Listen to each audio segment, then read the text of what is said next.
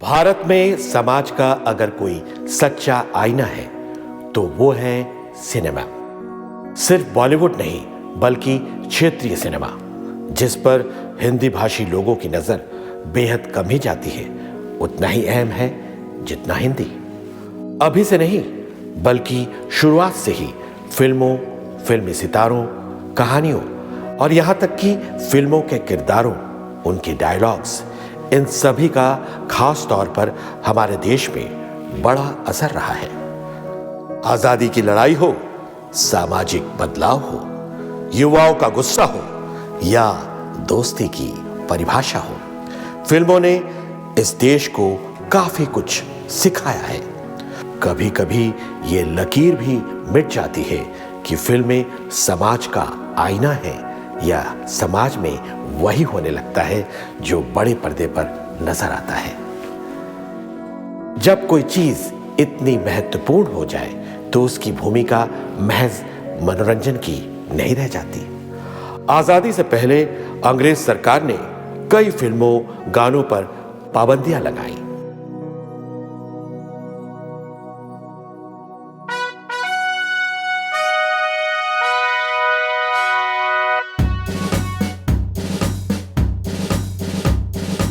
आज हिमालय की चोटी से फिर हमने ललकारा है, आज हिमालय की चोटी से फिर हमने ललकारा है।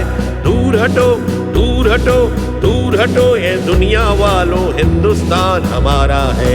दूर हटो ये दुनिया वालों, हिंदुस्तान हमारा है। आज हिमालय की चोटी से फिर हमने ललकारा है। दूर हटो ये दुनिया वालों, हिंदुस्तान हमारा है। जहाँ हमारा ताजमहल है और कुतुब मीनारा है, जहाँ हमारा ताजमहल है और कुतुब मीनारा है, जहाँ हमारे मंदिर मस्जिद सिखों का गुरुद्वारा है, जहाँ हमारे मंदिर मस्जिद सिखों का गुरुद्वारा है।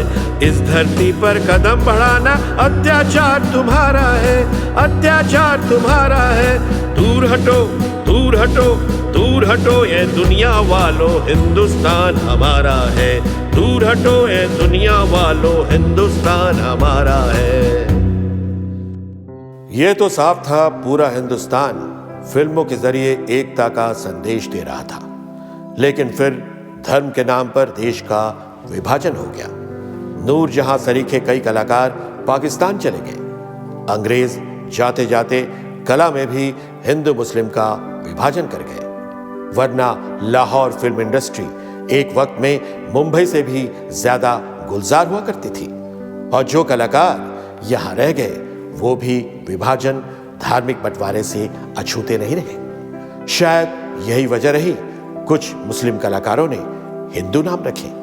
लेकिन आप सोच रहे होंगे कि मैं आज विभाजन, बंटवारे, धर्म, इन सब की बात क्यों कर रहा हूं? क्योंकि देश का विभाजन तो रस्मन तौर पर 15 अगस्त या 26 जनवरी की बात है है ना? जी नहीं, आजादी और देश का विभाजन दोनों पर एक दिन की बात नहीं थी, और दोनों का अक्स फिल्मों पर भी दिखाई दिया है। चाहे वो 70 के दशक में युवाओं के गुस्से को दर्शाने वाला एंग्री यंग मैन हो, फिल्मी पर्दा वो सब दिखाता रहा जो समाज में हो रहा था। हिंदुस्तान और हिंदुस्तानियों का गुस्सा रोटी, कपड़ा, मकान जैसे बुनियादी समस्याओं पर था। उस वक्त की फिल्में देखें तो मजहब के बजाय केंद्र में नायक और उसका संघर्ष होता।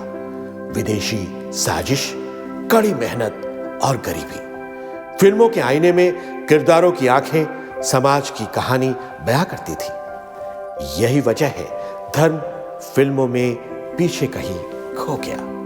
सलीम जावेद की जोड़ी अपने धर्म नहीं, अपने काम की वजह से फिल्मी हीरो के बराबर पैसे लेती थी।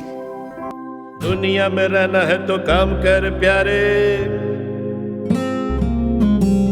हाथ जोड़ सबको सलाम कर प्यारे, दुनिया में रहना है तो काम कर प्यारे, हाथ जोड़ सबको सलाम कर प्यारे, वरना ये दुनिया जिन्हें नहीं देगी, खाने नहीं देगी, पीने नहीं देगी, खेल कोई नया सुबह शाम कर प्यारे। दुनिया में रहना है तो काम कर प्यारे, हाथ जोड़ सबको सलाम कर प्यारे, वरना ये दुनिया जीने नहीं देगी, खाने नहीं देगी, पीने नहीं देगी, खेल कोई नया सुबह शाम कर प्यारे। दुनिया में रहना है तो काम कर प्यारे, पैसे बिना दुनिया में रोटी नहीं मिलती, रोटी नहीं मिलती, लंगोटी नहीं मिलती, पैसे बिना दुनिया में रोटी नहीं मिलती, रोटी नहीं मिलती, लंगोटी नहीं मिलती, नाम अपना ना बदनाम कर प्यारे, हाथ जोड़ सबको सलाम कर प्यारे, है दुनिया में रहना है तो काम कर प्यारे, हाथ जोड़ सबको सलाम कर प्यारे।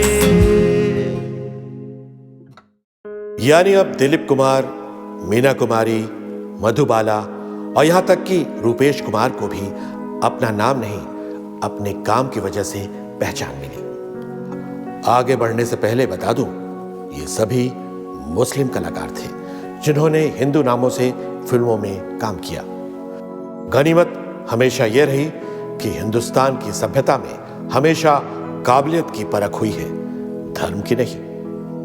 यही वजह रही जो रफी की आवाज में मधुबन की राधिका भी नाची और लता मंगेशकर ने सभी बंदों के मालिक की बंदगी की।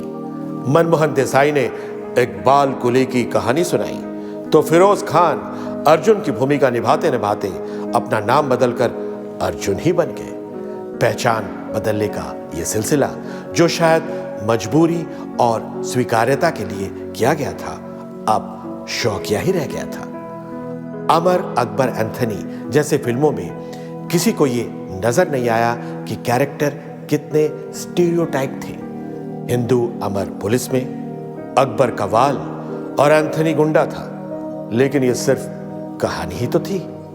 लोग किरदारों में अपना अक्स ढूंढते, उस अक्स में देश की एकता भी देखते।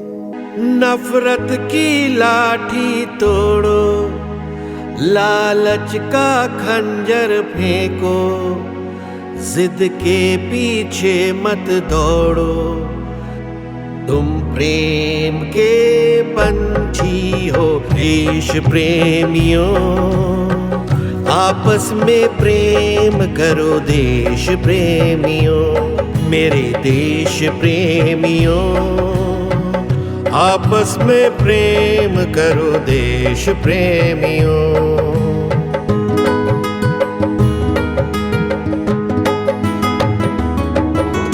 मीठे पानी में ये जहर न तुम घोलो,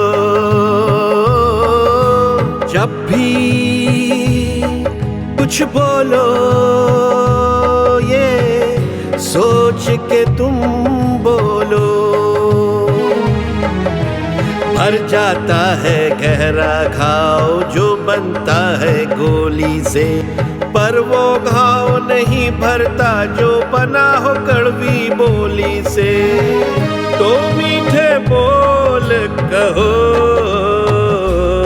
मेरे देश प्रेमियों, आपस में प्रेम करो देश प्रेमियों, मेरे देश प्रेमियों, आपस में प्रेम करो देश प्रेमियों।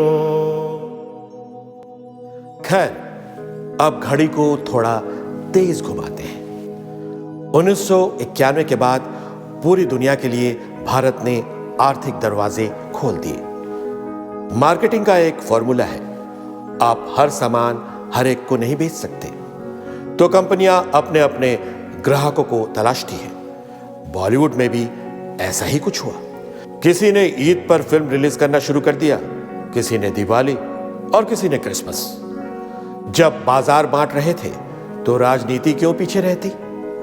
अगर भारत में फिल्मों का असर सबसे ज्यादा होता है तो इसमें लोगों को जोड़ने के साथ बांटने की भी शक्ति जरूर होती होगी। जिन चीजों को देखकर आप और हम बड़े हुए और जो हमें साथ रखती थी, उनसे ही छेड़छाड़ की जा रही है, मानो हमारी यादों को ही झुठलाया जा रहा है।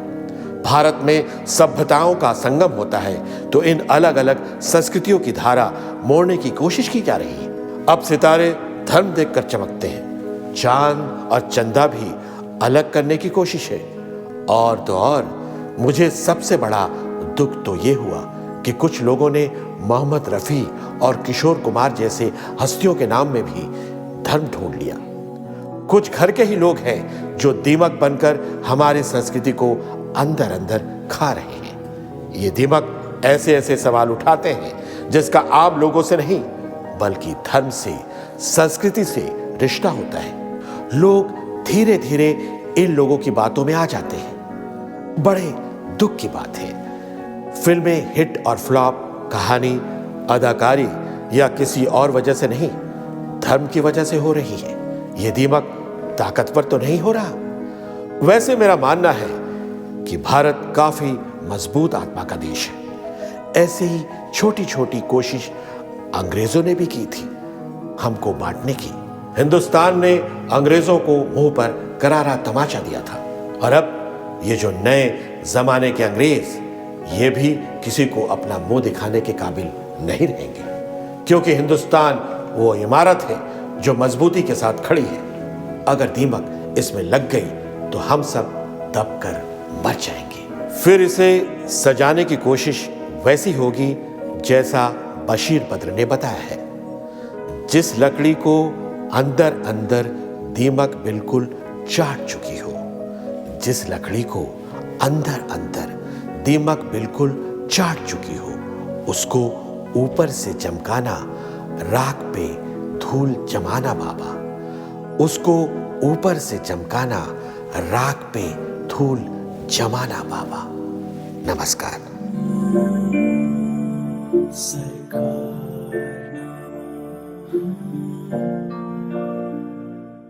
सरकार